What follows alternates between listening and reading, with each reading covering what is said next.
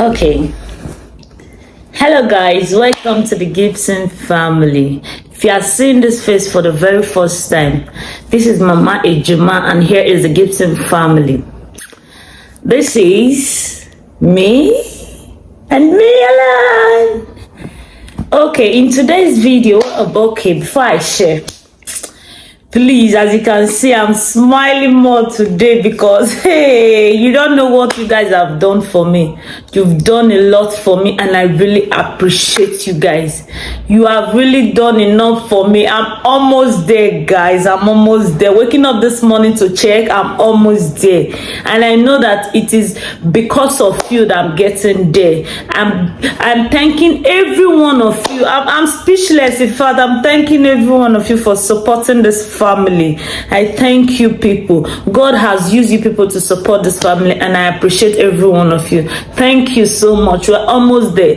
Please, if you have not subscribed, subscribe to our channel, like our video, always give our video a thumbs up. We still have more. Mama Ejime has more vibe for you people. Okay, in one of my videos somebody commented and said that I should give them a video on how I met my hubby. Okay, so this is what I'm going to be doing here. The story is very sweet on how I met him.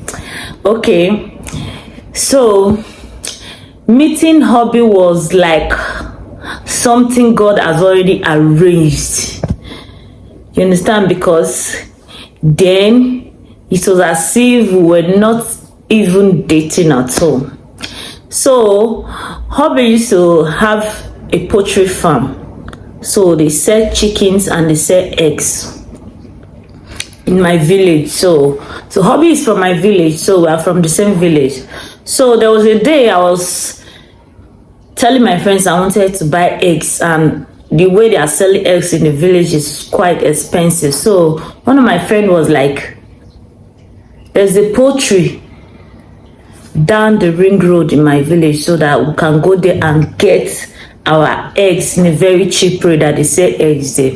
But the problem is that they have a very big dog there, and me, I'm always scared of dogs. So, and I said, okay, let's go now. There is a way God does things, so maybe if we get to the road we shout, maybe the owner of the farm will come out. I didn't know that it was my hubby that was there in the farm and he was the owner of the farm. So when we got there, fortunately we were shouting on the road, who is here? We want to buy egg. Who is here? Nobody answered. The only thing we were hearing was that big dog barking. So we decided to turn back and get it from the town. Unfortunately, when we were going back, we saw the sister coming towards that way on top of the bike. He was the one, she was the one that actually called us and greeted us, and we just called her, hey, please wait for us. We went to your brother's farm and we could not enter because of the dog. She was not saying, don't mind that dog. That's the way the dog behaved, that if you are going there, go close to the gates and shout very well. Her brother will respond. Okay, so we now turn back. See the way the whole thing is going on, because God really wanted us to meet. That is why we saw the sister when we were going back. So we turned back. When we came, my husband is a very shy type. When we entered into the farm, he noticed that some people were coming, so he had to chain the dog. So when we entered into the farm, it was like he called the sister aside. I was listening to him, because when I just entered, I saw this shyness in him. He was going to the corner, so I was like listening to what they were saying. I was telling the sister, why did you bring these girls here now? Why did you bring all these girls here? The girls are much, because me and my sisters were like 3. So he said, why did you bring these girls here? These girls are like 3. So I was just standing, I was just like, this guy is shame. See as they shame because of girls. So I was telling my sisters, and my sister was like, today we'll go buy this egg. Now here we'll come buy the cheap egg. So when he saw us, it was like, okay, how much egg will I want buy? Actually, we went them to get egg for 1,000. By the end of the day, he gave us full crate.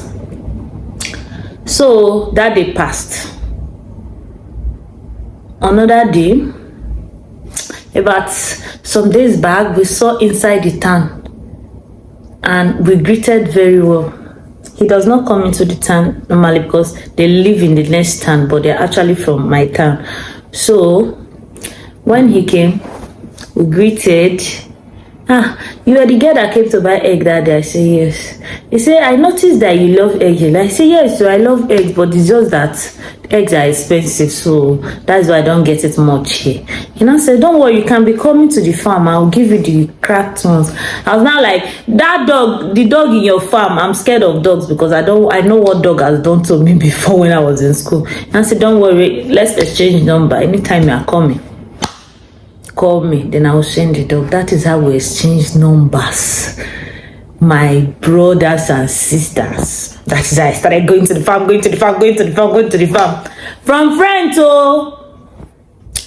from friends. He was always telling me, let's be friends. Me, I say, we are friends now. Which one is let's be friends? We are friends already, so you don't need to be saying let's be friends.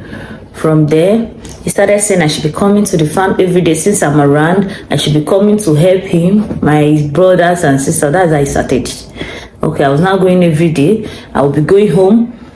He will be giving me 1,000 naira every day. Can you imagine 1,000 naira every day? And I will still go home with eggs. So we're not lacking eggs at all in my house. Then he used to have a girlfriend. So he was always telling me he has a girlfriend and the girlfriend is in school. I said, okay, no problem.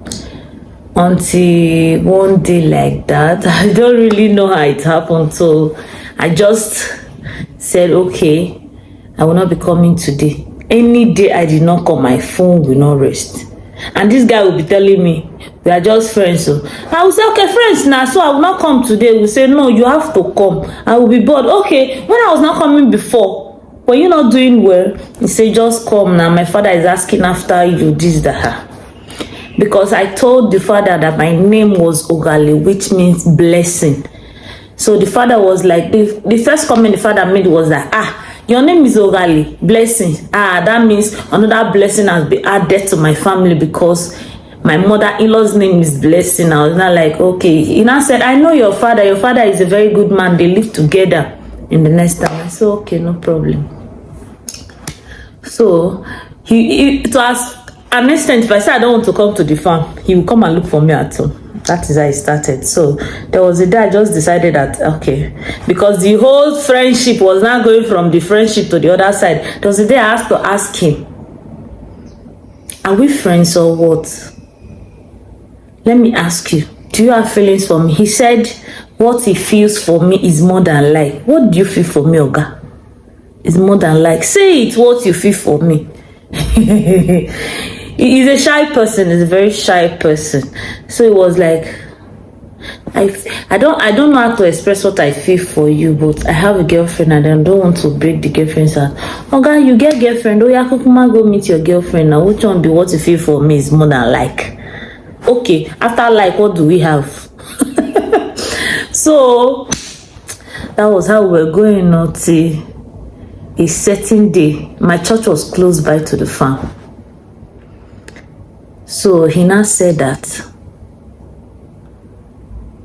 because along the way there was a guy that was asking me out. Then he was always calling me. He would be asking me, who is calling you? Who is calling for friend? Who is calling you? So, and I said, no, he said rather that, okay, please, all these men that are calling you, I said all these men that are calling me, they are not actually calling me for friendship. All of them, they are saying they want to get married to me. He now said, you are going to church and I know that the pastor in that church is a good man. So what I want you to do is that write the names of the men you want that they are coming in your life. Just write their name and take them to the pastor. If you want to put, look at how I put it. If you want to put my name at the last. And I said, okay, I'll put your name at the last. I said, but you say you're my friend. You say, just put my name at the last. Not knowing that he has started making inquiries about me in the village that I don't even know about. So I took the names to the church and I gave them to my pastor. My pastor was like interviewing me. Who is this? What does this one do? What's this one? So I was just telling him one by one. There were 5.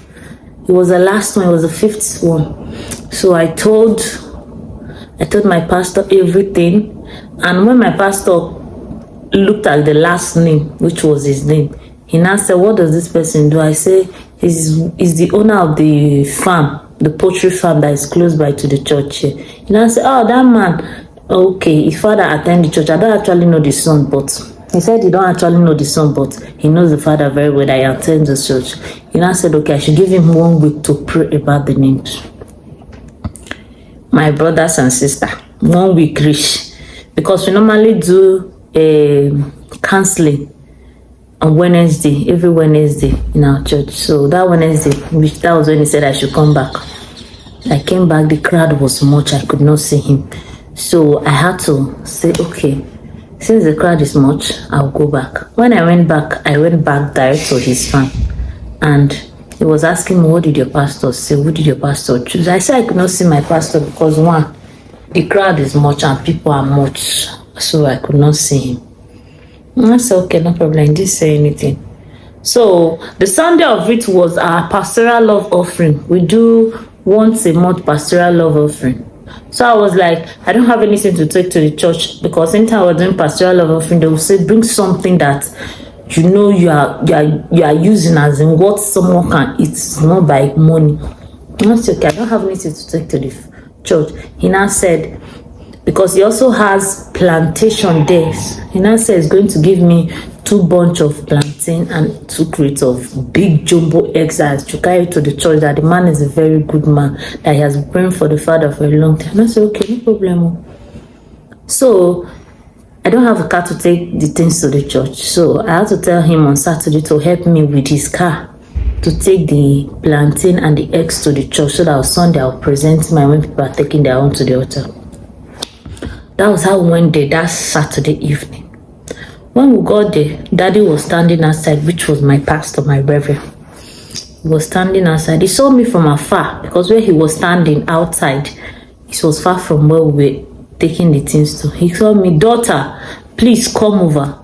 So I came, I greeted him. He said, this man I'm seeing you that is helping you with this plantain, I'm seeing him as your crown. I smiled. I was like, actually, my people, I like my husband over that time, but you know now, women with the shakara now, we need to give small shakara now. That was women for you, because I just like his person. So my reverend was like, I'm seeing him as a crown. And before then, my mother was telling me that this man that is always coming to look for you in the house, I'm seeing him as someone that's like your bone, someone that is supporting you from the back, like when you want to, somebody that is holding you. I was like, Mommy, I beg, leave me alone. Somebody that is supporting me, that is pushing me. That's how you always say. No mothers. That's what I told my mother. So when Daddy Reverend Super was telling me, okay, and I said, okay, no problem. He didn't call him. So I left. So no, before I left, after he said that, he now said, this man, is he the one that owns the poultry? And I said, yes. He now laughed. He didn't say anything again. So I left. So when I left, Hubby noticed that Reverend Super was telling me something. He was eager to know what he told me. So I was like, he was just asking me if you are the one that owns the farm. I did not tell him that Super told me, my reverend told me that he's seeing him as my crown. So we left. So when we left, something happened out there, and I was like telling him that me that you're always calling your friend, in the next 2 years, ask me, how did it happen? That was what I told him. He was not saying, how did what happen? I said, just ask me in the next 2 years, how did it happen? So after that week, the next week, he now said he wants to see my mother. Bang bang. And all this by being with this man. All those restful people that were coming for my hand married, if they call me, I will not answer them, because I was like feeling that they were like distraction to me. I don't know, I was just focusing on this man alone. That was when I saw the connection. Okay, and I said, okay. We went. He now busted out to my uncle and my mom that he wants to marry me. That he wants everything to be done within 2 months. I was like, hey, see this man. So you had this in your mind and you fall for me. Okay, now no problem. So that was how everything was arranged. Everything started going very fast until the day we went to give our daddy the IV and everything, my pastor, and he prayed for us. And that was how it happened. My brothers and sisters, that was how I met my husband. No, I did not meet my husband as a big man. I met my husband. We suffered together from the scratch. And he has been a loving and a caring man. My sister, I will marry my husband again and again and again and again and again. If there is another word to say again and again, that is the word I will use. He has been a lovely husband. I've always prayed for a father, a brother, and someone that will understand me for who I am. And God gave me that exact person. And I've also prayed that I will get married to a fair man. Seriously, I prayed for a fair man. And his younger brother was my classmate. I didn't even know that something would bring us together. You can see the line. His younger brother was my classmate back then in secondary school. So that was how I met my husband. And today, I have never, by regret getting married to him. He has been the best father to my kids, a lovely husband at that. So my sister, if there is anything you are looking for, or there is anything you are seeing in a man, even a man does not have, stay with a man, walk with a man.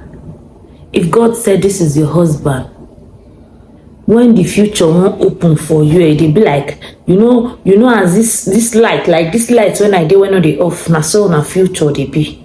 The light is not the off. When I even got married to him, I used to be this hot-tempered person before. But since I got married to him, this tempered, he has calmed me down because he's a very calm person. When you are talking, he's always listening to you. My husband has not got angry before. Not be saying I'm out. He never versed before. When I say he verse, Fran is always smiling. And he told me that why he's always young is because he always smiles. That when you smile, you won't get old easily. So, guys, hope you people have heard everything I said and hope you people enjoyed everything. Please, if you have not subscribed, subscribe to our channel, Biko. Let me go and see my girl, one of the girls here, going to NYC camp, and she's one of the girls that's very helpful to me and she's very respectful and I like her. Let me go and see her off. So guys, stay tuned. Please don't get tired of watching our video. Please give this video a thumbs up. See you in our next video, and also stay watch as I see her off. Bye bye. Hey guys, so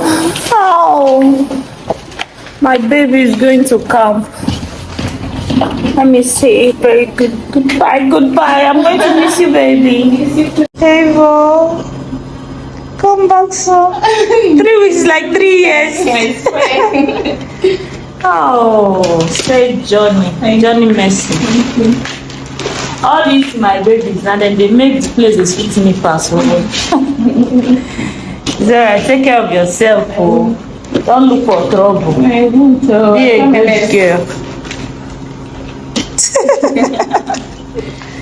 It's alright.